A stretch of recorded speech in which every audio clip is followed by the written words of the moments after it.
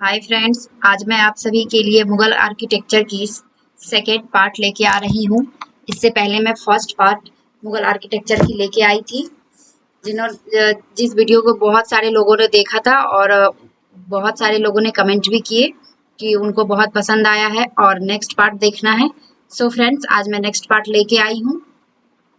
अगर आप सभी ने जिन्होंने भी फर्स्ट पार्ट नहीं देखा है, मेरे चैनल पे लर्न विथ क्रिस्बी पे आप जाके देख सकते हैं। इससे पहले पार्ट में हम मुगल आर्किटेक्चर के बारे में लेके आए थे, जिसमें कि बाबर और हुमायूं के आर्किटेक्चर प्रणाली को लेके आई थी, जिसमें कुछ खास विशेषताएं नहीं थी, क्योंकि मुगल पीरियड में जो आर्किटेक्चर का विकास हमको देखने को मिलता है वो अकबर के टाइम में ज़्यादा होता है। हुमायूं के टाइम में हुमायूं का मकबरा ही एक ऐसा था जो कि मुगल आर्किटेक्चर की मील का पत्थर कहा जा सकता है उस टाइम पीरियड में। तो उसके बारे में हम विथ पिक्चर लेके आई थी, जिसे आप जाके देख सकते हैं। चलिए आज हम देखते हैं अकबर के तहत वास्तुकला। अकबर के शासनकाल की वास्तुकला स्वदेशी तकनीकों के प्रोत्साहन और देशों के अनुभवों के चुनिंदा उपयोग का प्रतिनिधित्व करती है। अकबर अपने शासनकाल में भारत की स्वदेशी तकनीकी को अपनाया और उस तकनीक को प्रोत्साहन देने के लिए देशों के विभिन्न चुनिंदा तकनीकी को अनुभव को प्रतिनिधित्व, जो कि उनके आर्किटेक्चर उनके तकनीकी अनुभव को प्रतिनिधित्व करती है। अकबर ऐसा इसलिए किया क्योंकि वह अपने साम्राज्य के एक विशेष वर्ग के साथ जुड़ना चाहते थे, एक बड़े वर्ग के साथ, क्योंकि अगर वह अपने आर्किटेक्चर में स्वदेशी स्वरूप का उपयोग करते हैं तो उससे यहाँ के लोग उनसे जुड़ेंगे और उनके काम को पसंद करेंगे और उनके शासन को एक्सेप्ट करेंगे। चलिए देखते हैं। अकबर के संरक्षण में विकसित हुई स्थापत्य शैली के प्रमुख तत्वों को इस प्रकार सूचीबद्ध किया जा सकता है। उसमें देखते हैं ऑप्शन ए। पहले, इमारत में मुख्य रूप से लाल बलुआ पत्थर का उपयोग भवन निर्माण सामग्री के रूप में किया जाता था। ट्रेविटेड निर्माण का व्यापक उपयोग होता था। मेहराब का मुख्य रूप से संरचनात्मक रूप के बजाय सजावटी रूप में उपयोग किए जाते थे। पहले मेहराब का उपयोग सिर्फ और सिर्फ संरचना के लिए किया जाता था, उसमें कुछ खास सजावट नहीं होती थी। लेकिन अकबर के टाइम में अब मेहराब का उपयोग संरचनात्मक ना होकर सजावटी होने लगा था। गुंबद लोदी के प्रारूप का बना होता था। लोदी के टाइम में डबल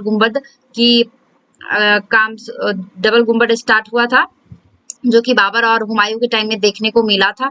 लेकिन अकबर के टाइम में गुंबद खोखला होता था, लेकिन तकनीकी रूप से कभी भी वह दोहरे क्रम का नहीं होता था। चलिए देखते हैं उनकी निर्माण परियोजनाएं। अकबर की निर्माण परियोजना को दो मुख्य समूह में विभाजित किया जा सकता है, जिसमें से प्रत्येक एक अलग चरण की प्रतिनिधित्व करता है। दोनों अलग अलग चरण का प्रतिनिधित्व करता है। पहले समूह में मुख्य रूप से आगरा, इलाहाबाद, लाहौर में किलों और कुछ स्थानों की इमारतें शामिल थी। दूसरा समूह मूल रूप से फतेहपुर सीकरी में अपनी नई राजधानी के निर्माण से संबंधित है। चलिए देखते हैं। पहला चरण, आगरा का किला। आगरा के किले का निर्माण अकबर ने 1565 में शुरू किया था और इसे 8 वर्षों में पूरा किया। मतलब कि 1578 तक कंप्लीट हुआ। 1578 में कंप्लीट हुआ। देख सकते हैं, ये है आपका आगरा का किला, आगरा फोर्ट, जिसे बहुत लोग देखने जाते हैं। दिल्ली में है, आगरा में है। आगरा फोर्ट दिल्ली से थोड़ी दूरी पे है, जिसे दिल्ली से लोग देखने जाते हैं।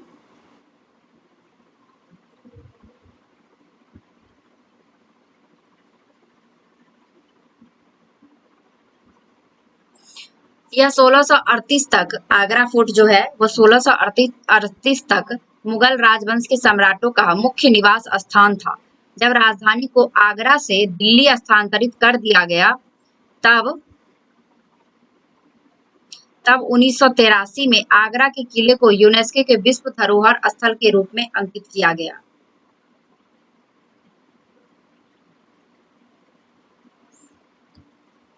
अभी आगरा फोर्ट यूनेस्को के विश्व धरोहर में शामिल है।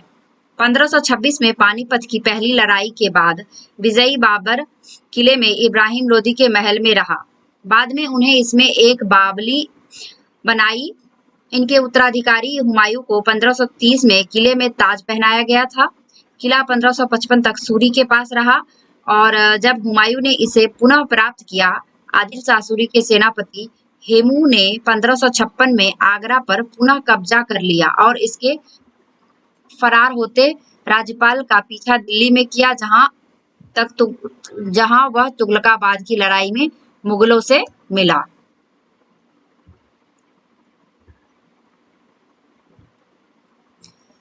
इसकी केंद्रीय स्थिति के महत्व का अनुभव करते हुए अकबर ने इसे अपनी राजधानी बनाया। अकबर ने इसका केंद्रीय स्थिति को समझा कि यह बहुत ज्यादा शक्तिशाली होगा, जो कि राजधानी को हमेशा सुरक्षित और शक्तिशाली बनाया जाता है, तो उसको अनुभव करते हुए अकबर ने इसे अपनी राजधानी बनाया। 1558 में आगरा पहुंचे और उनके इतिहासकार अबुल फजल के अभिलेखानुसार यह एक ईंट का किला था जिसे बादलगढ़ के नाम से भी जाना जाता था। आगरा फोर्ट के बारे में कि उसे बादलगढ़ के नाम से भी जाना जाता था। अबुल फजल के अभिलेखानुसार वह एक ईंट का किला था। यह खंडर हालत में था और अकबर ने राजस्थान के धौलपुर जिले के बरौली क्षेत्र से लाल बलुआ पत्थर से इसका पुनर्निर्माण करवाया था। पहले यह खंडर की स्थिति में था, जिसे कि अकबर ने राजस्थान के धौलपुर जिले से बरौली क्षेत्र से लाल बलुआ पत्थर से इसका निर्माण करवाया था।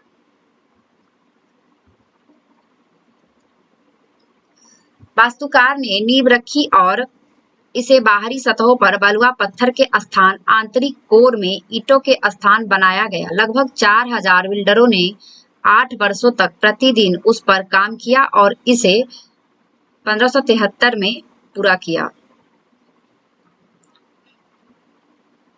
1573 में इसको पूरा किया गया। 1573 अकबर के पोते शाहजहां के शासनकाल के दौरान ही स्थल ने अपनी वर्तमान स्थिति ग्रहण कर ली।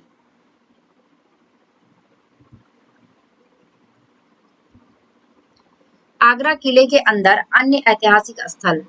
आगरा किले के अंदर में कुछ महत्वपूर्ण स्थल है जो कि बहुत इंपॉर्टेंट है। एग्जाम में आता है कि आगरा किले में कौन कौन से स्थल है।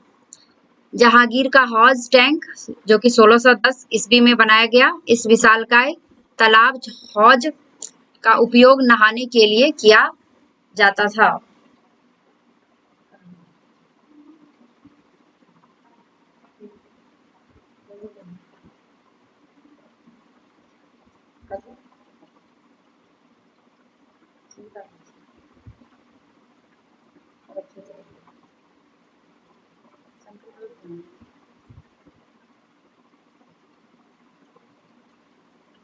सॉरी फ्रेंड्स, बहुत इंपॉर्टेंट कॉल था जिसे मिस नहीं कर सकते थे, इसीलिए ब्रेक लेने के लिए सॉरी।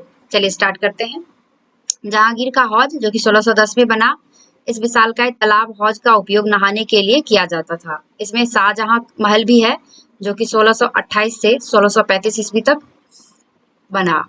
गजनी द्वार जो कि 1030 ईस्वी में बना होगा, वो इसमें ही है।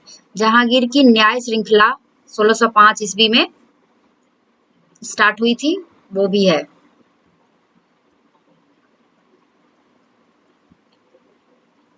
मुथमन बुर्ज, शाह बुर्ज और झरोखा और शीश महल, ये सभी आगरा फोर्ट में है। अकबर के शासनकाल की सबसे शुरुआती निर्माण परियोजनाओं में से एक आगरा में एक किले का निर्माण था, जिसकी कल्पना वास्तव में एक किले महल के रूप में की गई थी। इसकी विशाल दीवारें और युद्ध क्षेत्र महान शक्ति के प्रभाव को व्यक्त करते हैं। किले के अंदर अकबर ने बंगाल और गुजरात की शैली में कई ढांचों का निर्माण करवाया है। अकबर ने इस किले में बंगाल और गुजरात शैली का उपयोग किया है।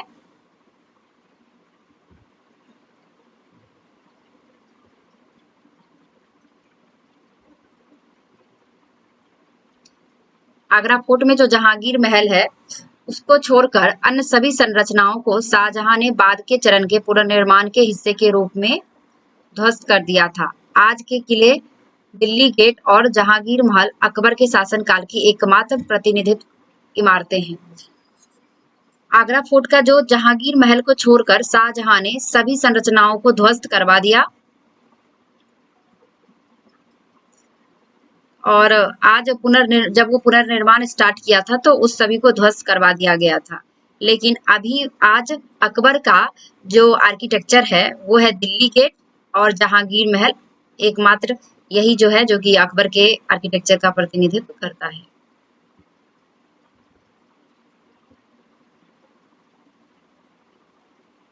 आगरा किले का दिल्ली गेट देखते हैं जो कि अभी वर्तमान में है अकबर का, ये इम्पोर्टेंट है। आगरा किले का दिल्ली गेट शायद अकबर के शुरुआती वास्तुशिल्प प्रयास का प्रतिनिधित्व करता है। हो सकता है कि यह अकबर स्टार्टिंग में ही इस दिल्ली गेट का निर्माण किया था, शुरुआती वास्तुशिल्प का प्रतिनिधित्व करता है। इसने किले का मुख्य प्रवेश द्वार बनाया। गेट की वास्तुकला से पता चलता है कि मौलिकता भारत की निर्माण कला में एक नए युग की शुरुआत का प्रतीक है। मतलब इस गेट को देखने से ऐसा पता चलता है कि यह भारत की निर्माण कला में एक नए युग की शुरुआत का प्रतीक है। ये देख सकते हैं आगरा फोर्ट का गेट है, ये देख सकते हैं। आप लोग भी घूमने जा सकते हैं और जो स्टूडेंट यहाँ के होंगे दिल्ली के, आगरा के, वो लोग तो घूमे होंगे जाके। जहांगीर महल भी आगरा फोर्ट का जो कि वर्तमान में अवशेष के रूप में प्राप्त है। जहांगीर महल अकबर द्वारा बनाया गया था और लाल बलुआ पत्थर में एक मजबूत इमारत के रूप में माना जाता है। यह शासन की घरेलू आवश्यकताओं के किले में एकमात्र जीवित उदाहरण है और हिंदू और इस्लाम भवन के डिजाइन के संलयन का एक अच्छा नमूना है। यह हिंदू और मुस्लिम दोनों के मिलान मिश्रण का एक अच्छा नमूना कहा जा सकता है। इसमें हिंदू और मुस्लिम दोनों ही डिजाइन देखने को मिलते हैं। पूरा निर्माण मुख्य रूप से लाल बलुआ पत्थर में है जो इसकी मुख्य संरचनात्मक प्रणाली में बीम और ब्रैकेट फॉर्म के संयोजन के साथ है। लाहौर किला 1566 और इलाहाबाद किला 1583 में अन्य महल किलों में भी यही शैली प्रकट होती है। केवल अजमेर का किला 1570 तक अलग वर्ग का प्रतिनिधित्व करता है। केवल अजमेर का किला जो है वो 1570 एक अलग वर्ग का प्रतिनिधित्व करता है।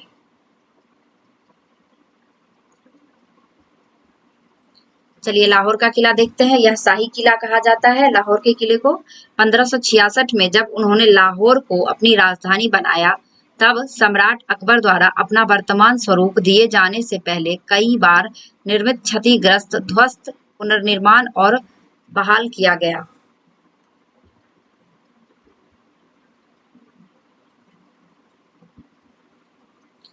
यह किला 1674 में औरंगजेब द्वारा शाही क्वार्टर के निजी प्रवेश द्वार के रूप में निर्मित विशाल आलमगीरी गेट के माध्यम से इसके पश्चिमी हिस्से में प्रवेश करता है। यह इतना बड़ा था कि शाही घराने के सदस्यों को ले जाने वाले कई हाथियों को एक बार में प्रवेश करने दिया जा सकता था। छोटी मोती मस्जिद का निर्माण शाहजहां ने 1644 में शाही घराने की महिलाओं के निजी इस्तेमाल के लिए किया था और 1904 में इसकी मूल लावण्यता को बहाल कर दिया गया था।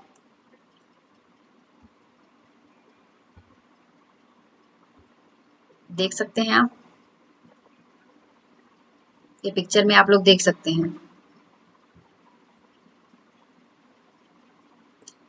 दीवान-ए-आम यह सार्वजनिक दर्शकों का हॉल जो कि 1631 में शाहजहां द्वारा बनवाया गया था। इसमें अकबर द्वारा एक ऊपरी बालकनी को जोड़ा गया था। यह एक यह वह जगह है जहां सम्राट एक दैनिक सार्वजनिक उपस्थिति में आधिकारिक आगंतुकों से मिलते थे और परेड की समीक्षा करते थे।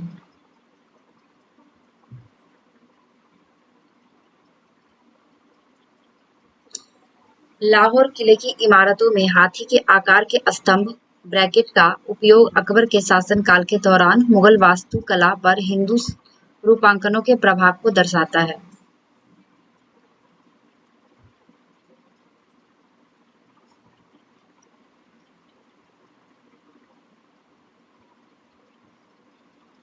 चलिए देख सकते हैं, ये लाहौर किले का है।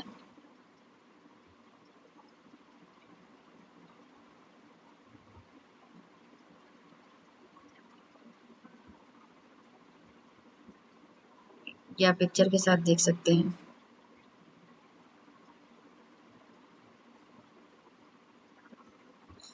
तो फ्रेंड्स, आज के लिए इतना ही। आज हम अकबर के पहले चरण को देखे हैं। नेक्स्ट पार्ट में हम अकबर के सेकंड